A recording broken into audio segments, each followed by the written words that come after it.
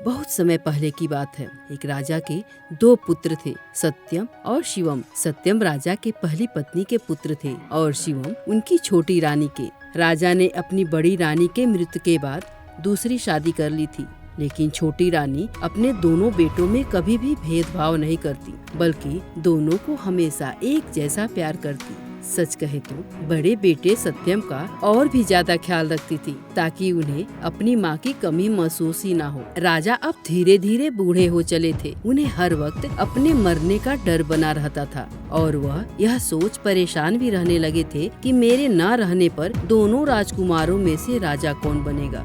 छोटे राजकुमार पूरा समय राजा के पास ही रहकर बिताते और उनकी सेवा करते, और वहीं बड़े राजकुमार अपने पिता के पास समय ही नहीं दे पाते। राजा को लगता था कि बड़ी रानी के मरने के बाद से सत्यम कुछ बदले बदले से रहते हैं और पहले से कठोर भी होते जा रहे हैं। राजा सोचे, क्यों न हम दोनों राजकुमारों की परीक्षा लें कि कौन मुझसे ज्यादा प्यार करता है। और फिर दूसरे दिन ही राजा ने दोनों राजकुमारों को अपने कमरे में बुलाया और कहा, मैं एक बात को लेकर बहुत चिंतित हूँ कि मेरे ना रहने पर तुम दोनों में से राजा कौन बनेगा। तभी बड़े राजकुमार बोले, बस इतनी सी बात? आप भी क्या बच्चों जैसी बातें करते हैं पिताजी। मुझे किसी काम से बाहर जाना है, कृपया मुझे आज्ञा दें। तभी राजा झुझला कर बोले, हाँ, तुम कहाँ रुकने वाले हो मेरे पास? मुझसे जरूरी काम कौन सा आ पड़ा है? आज मेरे सवालों का जवाब दिए बिना तुम कहीं नहीं जा सकते हो। महाराज दोनों बेटों के तरफ इशारा करते हुए बोले, यह बताओ कि तुम दोनों मुझसे कितना प्रेम करते हो।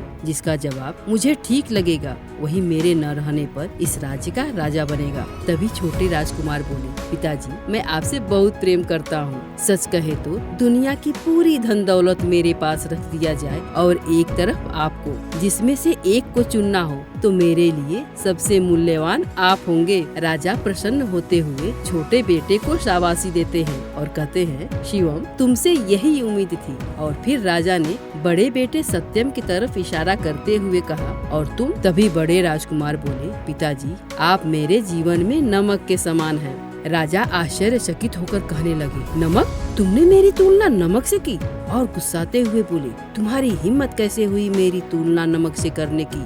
दूर हो जा मेरी नजरों से, नालायक कहीं का। अभी के अभी यह राज्य छोड़कर चले जाओ और भूल कर भी वापस मत आना। और हाँ, एक बात और सुन लो, मेरे ना रहने पर इस राज्य का राजा तुम्हारा छोटा भाई शिवम होगा। पास में ही खड़ी महारानी राजा को समझाती हैं और कहती हैं, महाराज आप कृपया गुस्सा शांत करें। बड़े राजकुमार सत्य कह रहे हैं, हमारे जीवन में नमक का बहुत ही महत्व होता है। लेकिन राजा को महारानी की बातों का कोई असर ही नहीं पड़ता। यह सब देख रानी बहुत दुखी हो जाती हैं और वह भी राजकुमार के साथ राज्य छोड़कर जाने का निश्चय कर लेती हैं। और दोनों राजमहल से बाहर निकलते हैं कि राजकुमार अपनी माँ से कहते हैं, माँ इस हालत में पिताजी को छोड़कर हमें यहाँ से जाना क्या ठीक रहेगा? वह अस्वस्थ हैं, इसलिए ऐसी बातें कर रहे हैं। और गुप्तचर द्वारा यह भी पता चला है कि हमारे पड़ोस के राजा हमारे राज्य पर हमला करने का मन बना रहे हैं। ऐसे में राज्य छोड़कर जाना उचित नहीं है।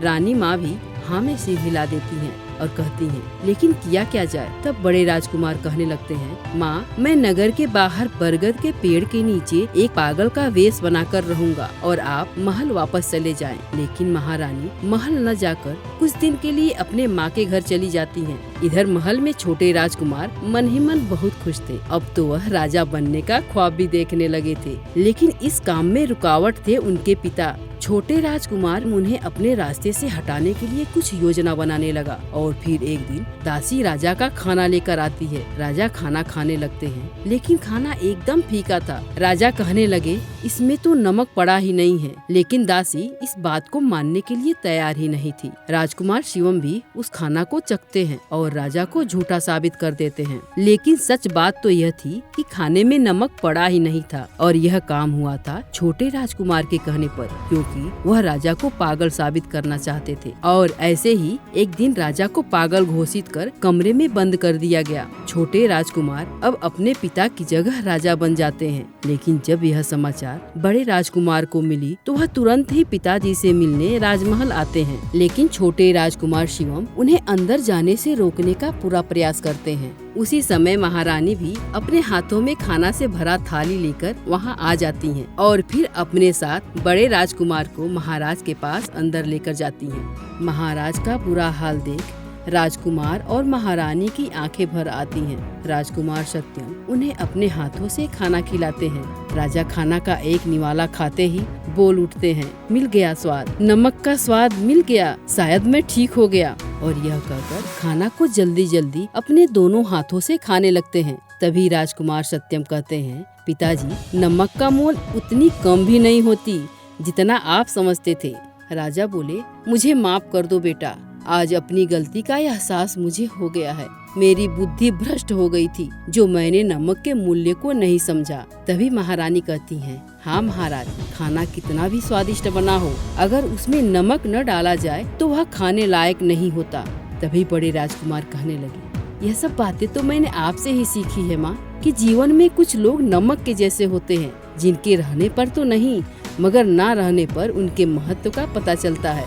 तभी रानी महाराज से कहती हैं, महाराज, सत्यम आपसे बहुत प्यार करते हैं और आपका ख्याल भी रखते हैं और साथ साथ अपने राज्य का भी। अब महाराज समझ चुके थे कि राजा बनने लायक कौन है और वह छोटे राजकुमार को राज्य से बाहर निकाल बड़े राजकुमार को राजा बना देते हैं। तो दोस्तों, आपको यह कहानी कैसी लगी हमें कमेंट कर जरूर बताएं। और हाँ, मेरे चैनल को लाइक और सब्सक्राइब करना ना भूलें। आपका बहुमूल्य समय देने के लिए बहुत बहुत धन्यवाद।